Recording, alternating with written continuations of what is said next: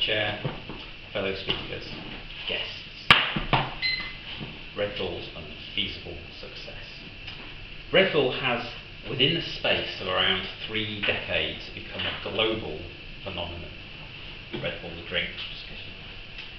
I'm going to give an insight into how this happened, despite an overwhelming number of early obstacles, some of which, paradoxically, contributed to the brand's success.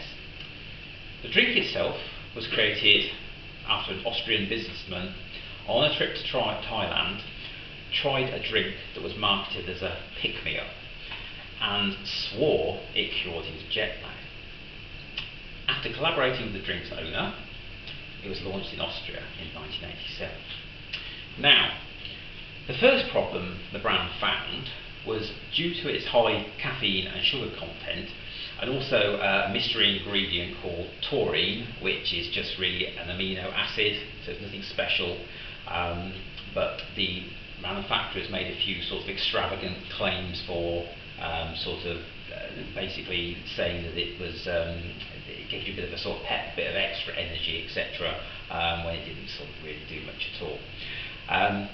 But the marketing was restricted because of this in Austria, due to the distributors who were a bit wary of this new product.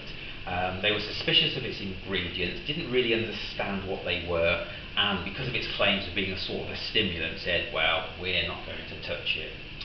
Next up was the problem of selling within the EU. Basically the same sort of thing. This taurine wasn't on the list of permitted substances in foods at first, so marketing in other countries was also severely restricted. Some countries, France, Hungary and Denmark, just banned it completely. We're not interested, we're not putting that on sale in our country until we know what it does. And then, when the drink was introduced to focus groups, it didn't go down well at all. They didn't like the logo. That's the logo. They thought that the smaller can than rivals such as Coke, together with a far higher price, was a ridiculous marketing mistake, very poor value for money, and crucially, that the drink itself looked, smelled and tasted disgusting. So, how was it that this overpriced, unattractive and foul-tasting concoction, with sales restricted in so many countries, went on to become a €1 billion company in under a decade and a half? Today, the brand is worth an estimated $10 billion. It's selling over 12 billion cans a year, 12 billion and one. Owns a Formula One team and various sports and football teams, with the drink outselling all other soft drinks across the world except for Pepsi and Coke. And also it's the top selling energy drink worldwide, with around 43% of that particular market. So how did this happen despite all the negatives that the company initially experienced? Well, after a slow start in its launch country, Austria, the drink was finally a hit in the Austrian nightclubs as a sort of legal stimulant that people use to sort of dance into the early hours. And I guess if you've been drinking alcohol all night long and you're getting a little bit tired, a little bit exhausted, perhaps quite a sugary drink with a bit of a caffeine was just what you needed. So a bit of a sip of that and they're back on the dance floor, or whatever the Austrian nightclub music was in sort of late 80s, early 90s. I wasn't there, so can't say. The second problem was also in the sales outside of Austria, so they were struggling within it. So if they couldn't sell it to other countries, well, basically the word got round from young people travelling across various other countries, and the news spread quickly across the border into Germany. But again, it wasn't allowed to be sold there at the time. So of course, enterprising people would load up the boot of the cars with all the Red Bull in Austria, drive across the border and sell it into the nightclubs there at an inflated price. So it soon sort of started taking off there. So when I say that the focus groups found the drink objectionable, that's to say it's about 50% of the participants did, which you would think would be enough for it not to be a success. If you've got a product and half of people think it's absolutely disgusting, then you're not really onto a winner necessarily. However, if you have a split opinion about something, then that creates controversy. So, as an example, something being a bit Marmite has entered common vernacular as a love it or hate it product. So, despite potentially half the people not liking Marmite and half do, it's still sort of been a very successful product. So, is there anything else we could think of that has that sort of 50-50 split that created controversy? Brexit, anyone? We won't go there. But you can see how something that is controversial creates more dialogue than perhaps something that's universally hated or universally loved.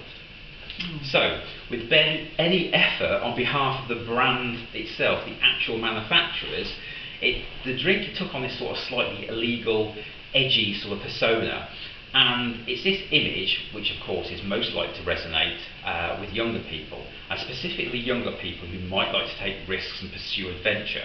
So, realising that a target market was emerging, Red Bull moved into the arena of sponsoring extreme sports, such as mountain biking, snowboarding, surfing, etc. So, they started off with some sort of very basic advertising, but most of it was sort of word of mouth. However, they took a bit of a risk. In 2012, they decided to invest $50 million in possibly the most dramatic and expensive publicity stunt ever, which was Red Bull Stratos. Now, some of you might remember this, some of you might not have heard of it before, but basically what they intended to do was create the world's sort of highest skydive. They managed to rope in a gentleman of the name of Felix Baumgartner. Must have been slightly mad, but obviously I paid him a lot of money to do it, so perhaps that was the incentive.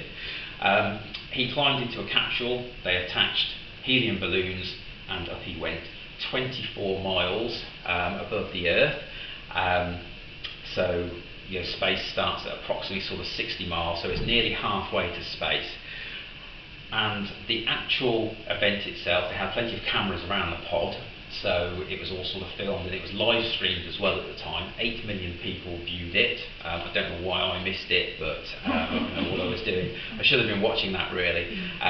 But it's worth watching because the video itself, despite the fact that when he jumped he fell for 10 minutes, Red Bull have cut down the sort of video down to about sort of 2 or 3 minutes online, which I think is probably the extension, the attention span of their sort of average sort of target audience really. But it is really worth it. They have cameras outside of the pod itself, just absolutely everywhere, so you've got all these various camera angles. He opens up the door, he's got the sort of Red Bull logo emblazoned down his side, he's got it on the helmet there. You've got a sort of front view of him, and he stands there, and then they've got a view from above, and he looks down, and you can see the whole sort of planet beneath him. It's absolutely staggering. He just sort of salutes the camera, and then just, that's it, goes forwards, and just the camera above, you can see him just disappearing, getting smaller and smaller. Like I say, 10 minutes, he reached nearly 850 miles an hour, which is faster than the speed of sound. And of course, when he deploys his parachute at the bottom, Red Bull logo on the parachute itself. And now that, whilst that seems like a lot of money for that particular sort of 10-minute stunt that took 3 years to prepare for, the actual clip itself across all social media, across the world, has been seen now over 1 billion times. So I forgot to do the sums when I came out, but you can divide your 50 million by 1 billion and just see how much it actually cost per view. I think they've probably got good value for money for that. So, despite widespread publicity and sponsorship of just about every extreme sport available, and the drink now being around for about 40 years, the controversy surrounding the drink, strangely enough, continues even today. So in 2019, amid mounting concerns over the drink's sugar and caffeine content, it's sort of 65% more sugar than regular soft drinks, it's got about the same amount of caffeine as a cup of strong coffee, albeit in a smaller can, of course. The UK announced that it would ban energy drink sales to under 16s. Most supermarkets have done this voluntarily a year before. But of course, how do you encourage teenagers to do something they shouldn't? By telling them they can't, or even that they're breaking the law. So, the 2019 ban on selling energy drinks to children didn't actually come into effect, but just before the last general election, Labour resurrected the issue, connected it with childhood obesity, and used that to campaign with, promising to instigate the ban if they're elected. don't think that necessarily was a reason why they were elected, but it remains to be seen whether they'll actually sort of go through. So even today, this sort of controversy continues. And I went to Sainsbury's in Wootton, Bassett to buy this a couple of days ago, just basically as a sort of an example. And I'm aware that some people may have not tried it or even smelt it, so you've got the opportunity later to do that. But I bought this, I went in, I sort of swiped across the self-serve thing, put it down, and the beep came up, the alert for the sort of age verification check. So, which is a bit of a surprise really. I'm sort of like, crikey, what's going on here? And of course, I couldn't actually physically purchase it until somebody had come along to sort of verify my age, and they stood there staring at me for what felt like minutes really, trying to establish whether I was over 25 or not.